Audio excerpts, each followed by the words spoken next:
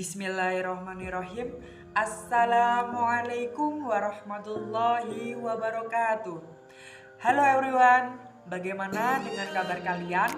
Besar harapan saya bahwasanya teman-teman semuanya agar selalu baik-baik saja ya. Tapi sebelumnya saya ucapkan selamat datang di Ruang Belajar, video yang menyajikan konten-konten yang menarik dan juga interaktif bersama saya Kak Tohari yang akan menemani teman-teman semuanya dalam belajar nanti. Oleh karena itu, sebelum kita belajar, alangkah baiknya jika kita berdoa terlebih dahulu. Berdoa mulai.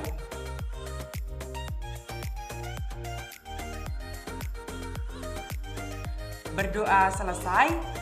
Baik, pada kesempatan kali ini kita akan belajar bersama yaitu dengan tema sel. Adapun kompetensi dasar dari materi ini adalah menjelaskan komponen kimiawi penyusun sel, struktur, fungsi, dan proses yang berlangsung dalam sel sebagai unit terkecil kehidupan. Kemudian tujuan dari pembelajaran ini yang pertama, agar teman-teman semuanya dapat mengidentifikasi struktur organel penyusun sel hewan dan juga sel tumbuhan. Kemudian yang kedua, agar teman-teman semuanya dapat menjelaskan fungsi organel-organel sel hewan dan juga sel tumbuhan. Dan yang ketiga, agar teman-teman semuanya dapat menganalisis perbedaan sel hewan dan juga sel tumbuhan. Jadi silahkan bagi teman-teman semuanya agar tetap menyimak video ini karena nantinya terdapat beberapa konten yang sangat menarik, yaitu berkaitan dengan video animasi, kemudian tips agar mudah teman-teman untuk menghafal dengan cara menyanyikan sebuah lagu. Kemudian di akhir sesi nanti akan ada kuis yang sangat menarik. So, langsung saja untuk pembahasan yang pertama yaitu mengenai sel. Saat musim hujan, biasanya kita itu suka ya yang namanya menikmati makanan yang hangat, kemudian yang berkuah. Seperti halnya mie ayam, kemudian soto, atau yang tak kalah segernya lagi adalah bakso. Nah, jadi dalam semangkuk bakso itu terdapat beberapa macam kan isinya. Yang pertama itu bakso, kemudian mie-nya, kemudian sayuran dan kuah. Yang jika disatukan akan memberikan cita rasa yang sangat luar biasa lezatnya. Nah, tahukah teman-teman semuanya, dalam semangkuk bakso tadi ternyata mirip dengan salah satu unit dalam tubuh kita, yaitu sel. Di dalam semangkuk bakso terdapat mangkuk yang bentuknya menyerupai membran sel. Kuah bakso tadi diibaratkan dengan cairan sel atau sitoplasma. Kemudian unsur-unsur penyusun bakso sama halnya dengan organel-organel yang ada di dalam sel. Semua komponen yang ada di semangkuk bakso tadi memiliki fungsi yang berbeda-beda dan saling melengkapi sehingga tercipta rasa bakso yang sangat lezat. Begitu pula dengan sel. Walaupun berukuran sangat kecil, sel memiliki organel-organel yang memiliki struktur dan fungsi yang beragam dan saling bekerja sama. Nah, setelah teman-teman tadi melihat video yang telah dipaparkan di awal, maka dapat disimpulkan bahwasanya sel merupakan satuan, unit struktural dan fungsional terkecil dari makhluk hidup yang merupakan dasar penyusun bagian-bagian tubuh dari makhluk hidup itu sendiri. Kemudian ada pula berkaitan dengan fungsi sel. Kira-kira fungsi sel itu untuk apa? Nah, jadi fungsi sel itu untuk menjalankan fungsi kehidupan atau menyelenggarakan kehidupan jika sel-sel penyusunnya itu berfungsi. Kemudian disitulah membentuk yang namanya organisme. Ada pula berkaitan dengan karakteristik dari sel itu sendiri. Jadi sel itu memiliki karakteristik yang pertama itu berukuran 1-100 mikrometer. Kemudian yang kedua, sel itu dibedakan menjadi dua, yaitu sel prokaryotik dan juga sel eukaryotik. Nantinya akan kita bahas. Kemudian sel tersusun atas komponen kimiawi seperti karbohidrat, kemudian protein, lemak, air, mineral, dan juga vitamin.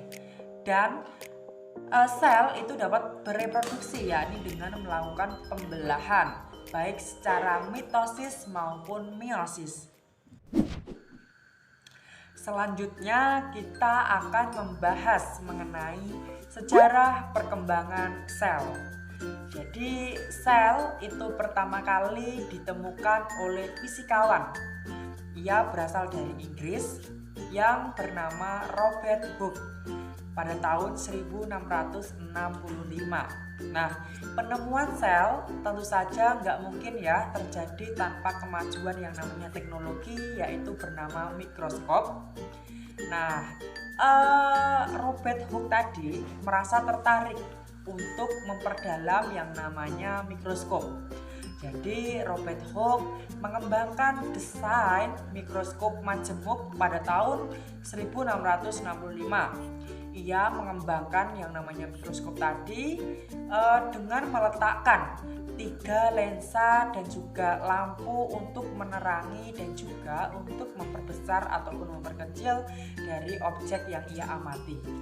Nah, dengan pengembangan itulah yang akhirnya Robert Hooke melihat sesuatu yang sangat menakjubkan dari hasil penelitiannya, yaitu di bawah mikroskopnya ia meletakkan sepotong gabus.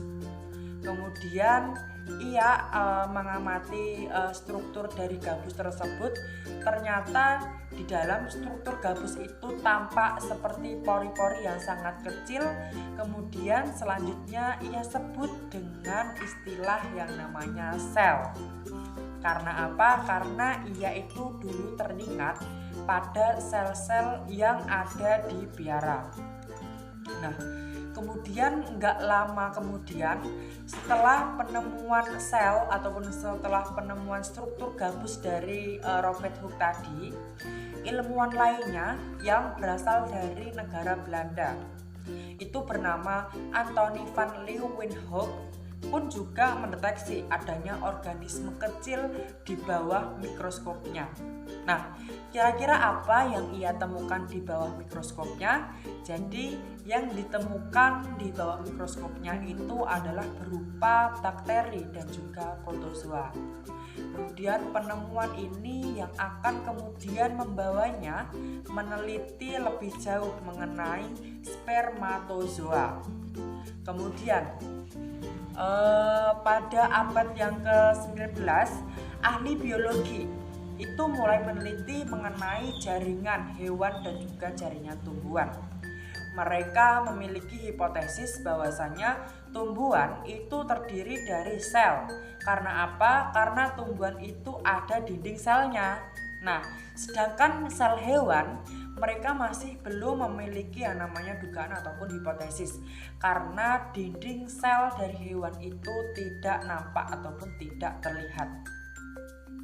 Nah, kemudian berangkat dari hipotesis tersebut, ilmuwan asal Jerman yaitu bernama siapa? Yaitu bernama Seguin dan juga Selneden mulai mengidentifikasi juga antara perbedaan antara sel hewan dan juga sel tumbuhan.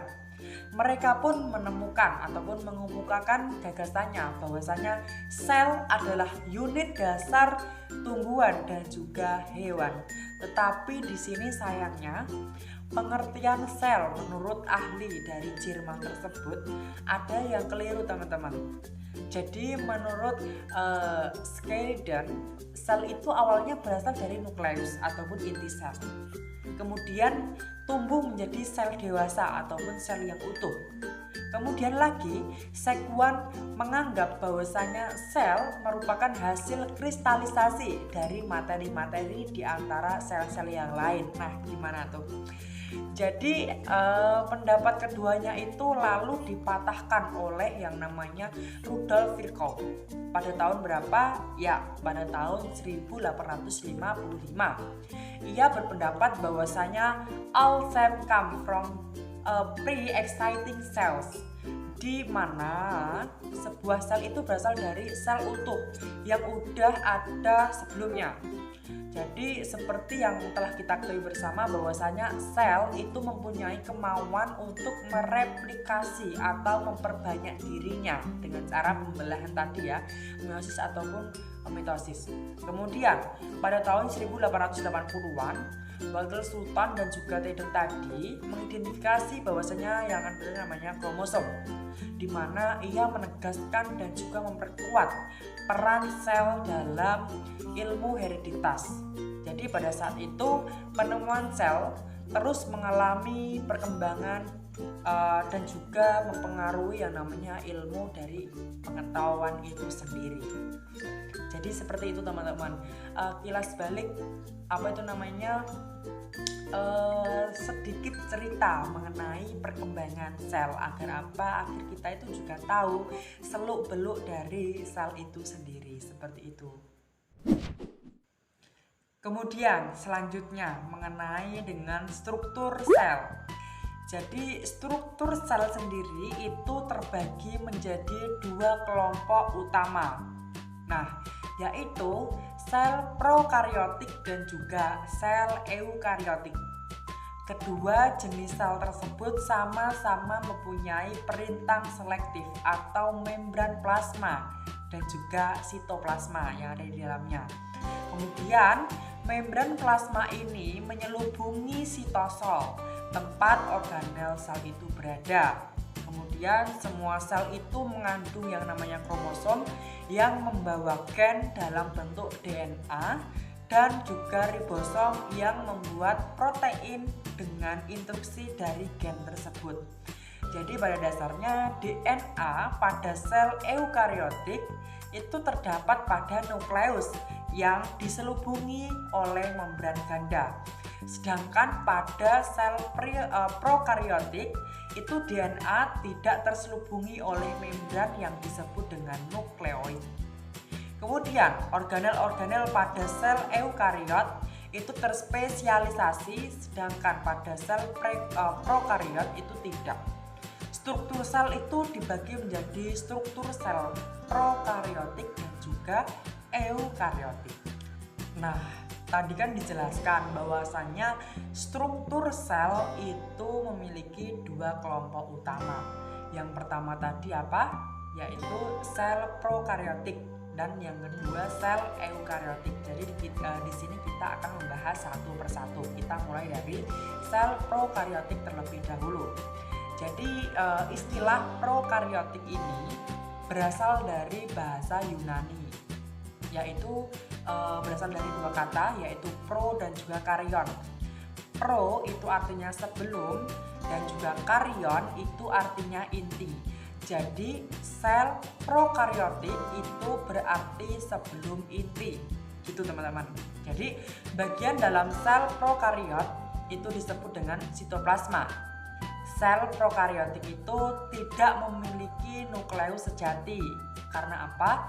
Karena bahan intinya itu masih tersebar di dalam sitoplasma dan juga belum diselubungi oleh membran-membran inti yang ada di dalamnya. Nah, kemudian untuk materi genetiknya sendiri ataupun DNA itu terkonsentrasi pada suatu daerah yang disebut dengan nukleotid. Nah, pasti teman-teman juga sudah tidak asing lagi berkaitan dengan kata-kata ini ya. Tetapi tidak ada membran yang memisahkan daerah ini dari bagian sel yang lainnya. Kemudian terdapat ciri-ciri dari sel prokariotik ini. Nah, ciri-cirinya apa saja? Jadi ciri-ciri dari sel prokariotik ini diantaranya yang pertama itu sel prokariotik ini memiliki yang namanya membran plasma. Kemudian yang kedua, sel prokariotik ini memiliki yang namanya nukleoid. Nukleoid. Nah, yang berupa DNA ataupun RNA. Kemudian yang ketiga, sel prokariot ini memiliki yang namanya sitoplasma. Kemudian yang kelima, sel prokariotik itu tidak memiliki yang namanya membran inti dan juga sistem endomembran ternyata. Kemudian yang kelima, bahwasanya sel prokariotik itu secara umum memiliki ukuran yang lebih kecil dibanding dengan sel eukariotik.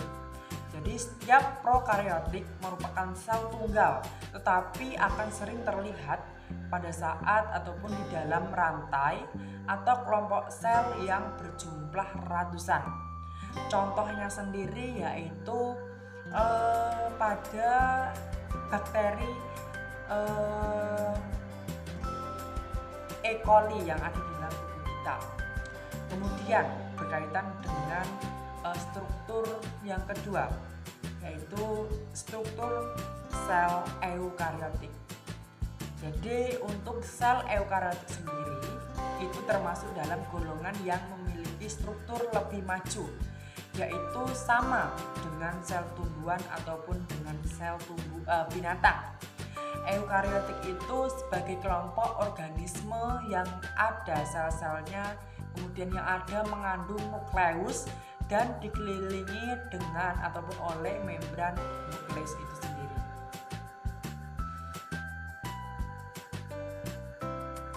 Kemudian di dalam sel eukariotik itu terdapat kromosom yang terdiri dari asam deoksiribonukleat yang membentuk kompleks dengan sejumlah protein dan jumlah protein itu lebih dari 1.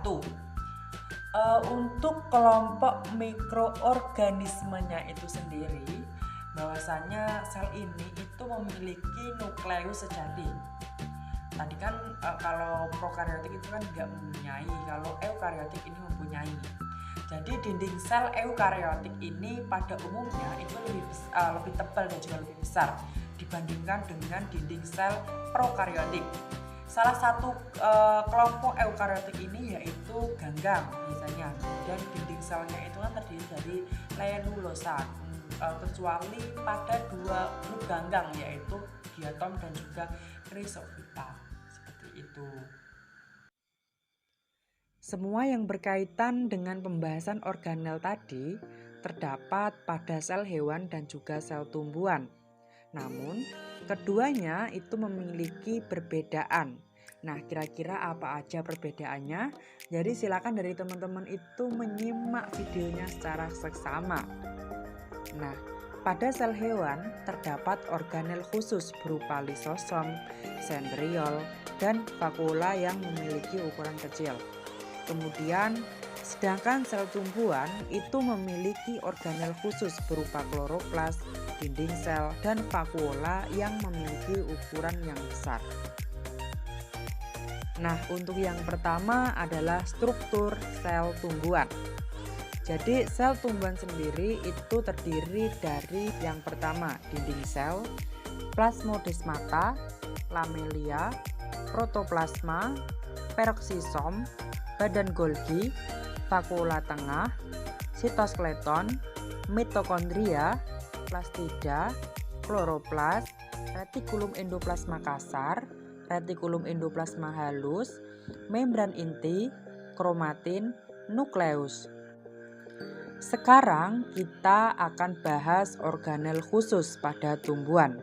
Nah, organel khusus pada tumbuhan yang pertama adalah dinding sel.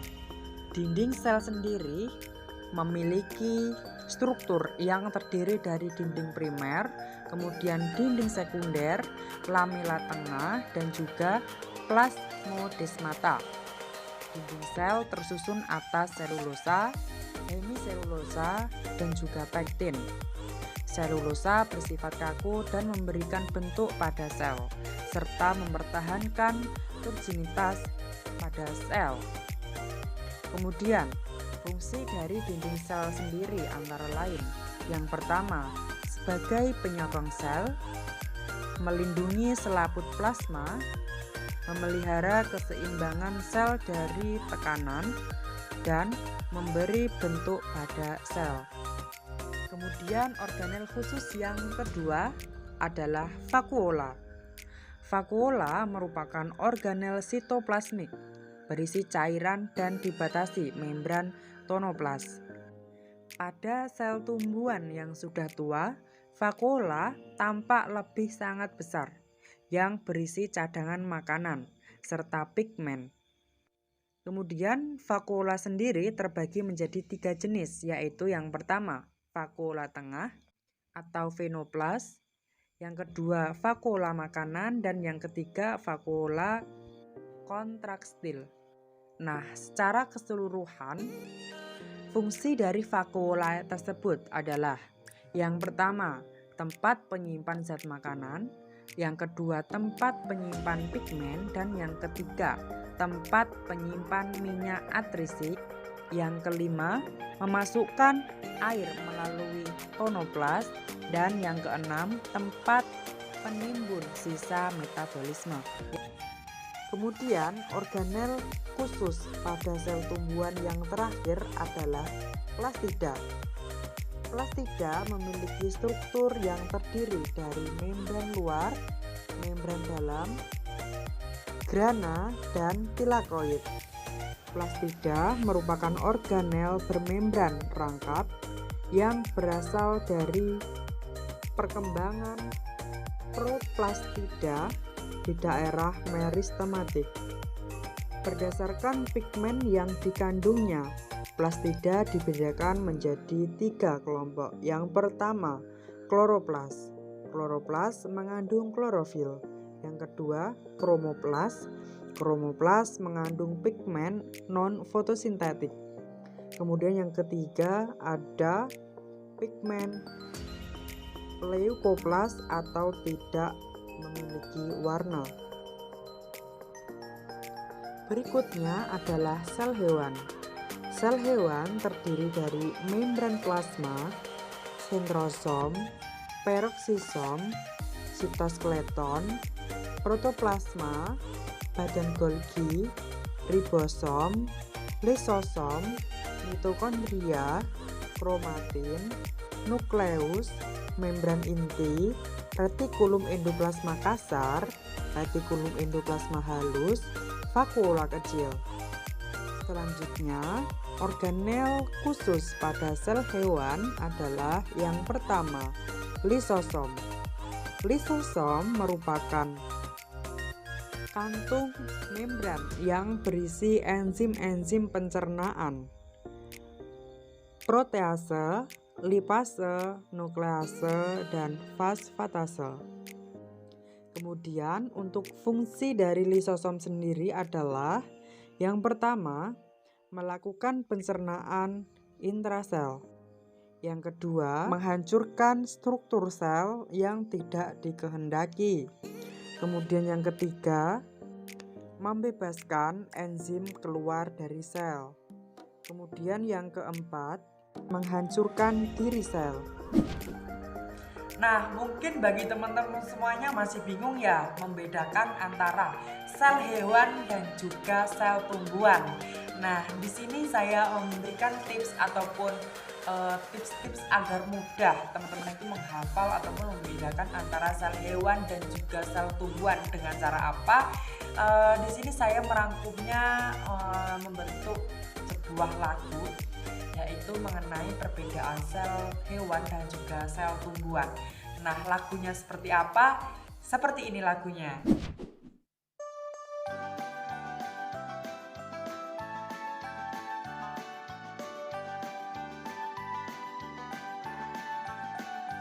Sel tumbuhan itu berbeda dengan sel hewan. Sel tumbuhan memiliki dinding sel dan memiliki vakuola lebih besar dibandingkan dengan sel hewan. Sel tumbuhan itu memiliki klorofil kloroflas yang berperan dalam proses fotosintesis.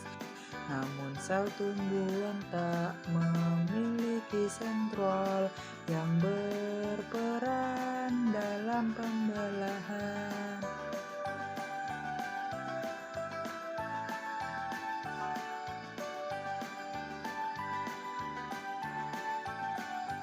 Persamaan sel hewan dan juga sel tumbuhan yang sama-sama memiliki membran sel, nukleus pusat kontrol, sitoplasma cairan sel, retikulum endoplasma, ribosom berfungsi sebagai sintesis protein, mitokondria itu sumber energi, badan Golgi itu tempatnya ekskresi, lisosom penyimpan enzim.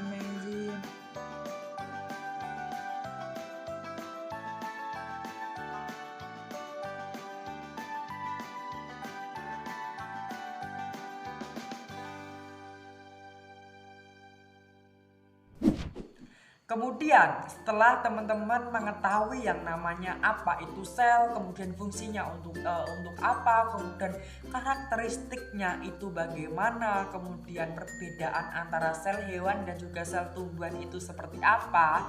Nah, untuk mengukur hal tersebut, jadi di sini saya juga menyediakan yang namanya kuis. Ada sekitar 10 soal yang nantinya bisa teman-teman jawab jujur sesuai dengan kemampuan dari teman-teman semuanya. Dan juga di akhir sesi nanti juga akan ada perhitungan berkaitan dengan poin yang telah dihasilkan. So jangan lupa kerjakan dan juga tetap semangat dalam mengikuti pembelajaran kali ini. Soal yang pertama. Berikut ini adalah organel-organel yang hanya terdapat pada tumbuhan kecuali A. Kloroplas, B. Dinding sel, C. Vakuola, D. Sentriol, E. Plastida.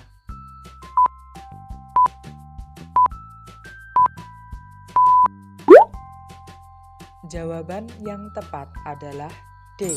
Sentriol.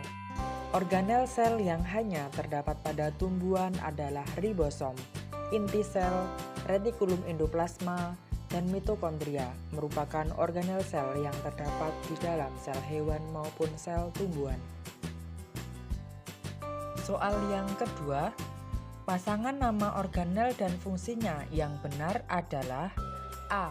Membran sel, strip respirasi, B. Nukleus, strip transportasi, C. Lisosom, strip pencerna sel yang rusak, D. Mitokondria, strip reproduksi, E.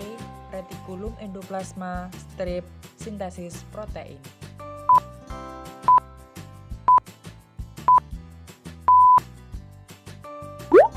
Jawaban yang tepat adalah C.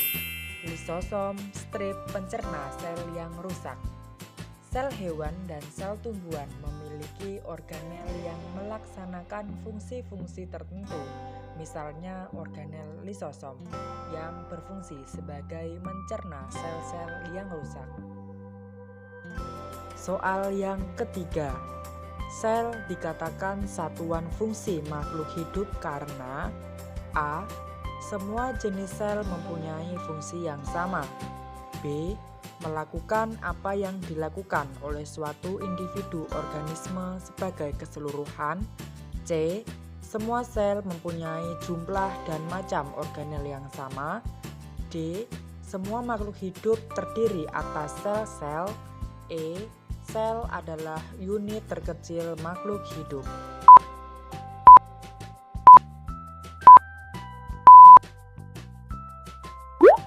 Jawabannya adalah D. Semua makhluk hidup terdiri atas sel-sel. Seperti yang telah kita ketahui bahwasanya sel merupakan unit terkecil organisme yang mampu melakukan kegiatan-kegiatan hidup seperti mencerna makanan, bernafas, mengeluarkan zat sisa oleh semua makhluk hidup. Soal yang keempat, mitokondria adalah organel yang berfungsi untuk A. Sintesis protein, B. Kontrol pergerakan dan pembelahan sel, C. Membentuk lisosom, D. Penguraian molekul secara endositois, E. Respirasi aerobik.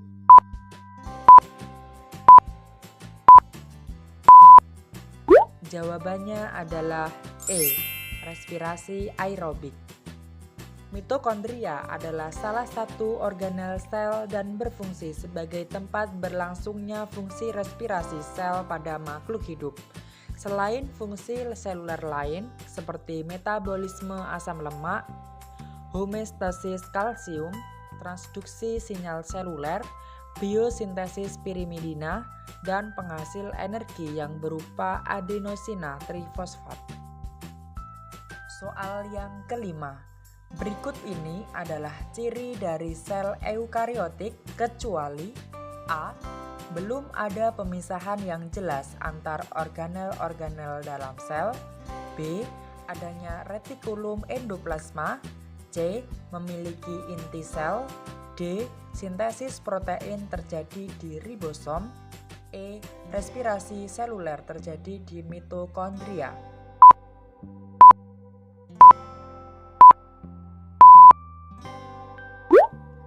Jawabannya adalah A. Belum ada pemisahan yang jelas antar organel-organel dalam sel. Ciri-ciri sel eukariotik adalah sebagai berikut. Sitoplasma dan nukleoplasma terpisah. Yang kedua, bahan gen di dalam inti. Yang ketiga, mempunyai organel seperti Golgi, mitokondria, retikulum endoplasma, ribosom, dan kloroplas pada tumbuhan. Dan yang keempat, bahan gen atau DNA seperti pita ganda dan tersusun spiral saling melilit. Soal yang keenam, organel yang berfungsi untuk membentuk gelendong pembelahan pada hewan adalah A. Sentriol, B. Lisosom, C. Mikrofilamen, D. Mikrotubulus, dan E. Mitokondria.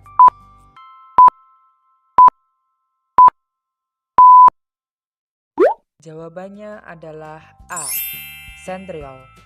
Sentriol adalah struktur berbentuk tabung yang terdapat dalam kebanyakan sel eukariota.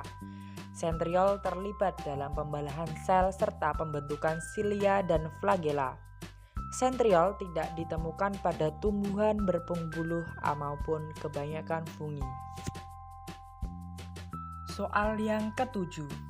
Organ sel yang berperan mengarahkan kromosom ke kutub pada saat pembelahan sel adalah A. Nukleus, B. Sentrosom, C. Badan Golgi, D. Sentriol, dan E. Ribosom.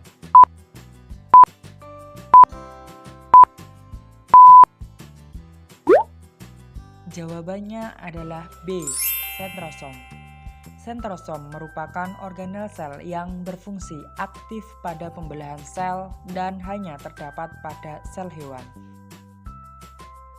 Soal yang ke-8. Organel pada sel tumbuhan yang merupakan tempat penimbunan zat makanan adalah A. Nukleus, B. Sitoplasma, C. Ribosom, D. Leukoplas, E. Sitosol.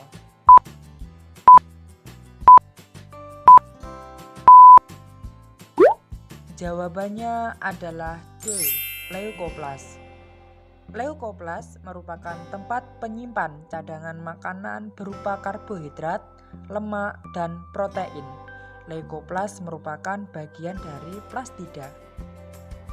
Soal yang ke-9. Protein dapat dihasilkan oleh organel A. Mitokondria, B. Ribosom, C. Badan Golgi, D. Peroksisom, E. Sentriol.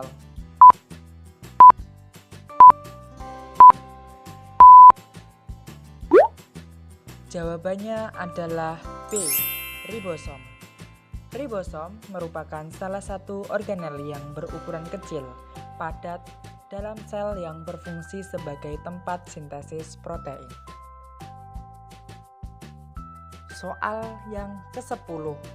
Suatu organel sel hanya dijumpai pada sel hewan, berbentuk bulat kecil terletak di dekat inti, dan berperan dalam pembelahan sel.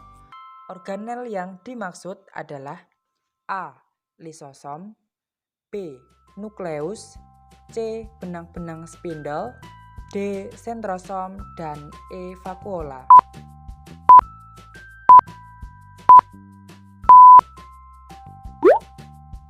Jawabannya adalah D.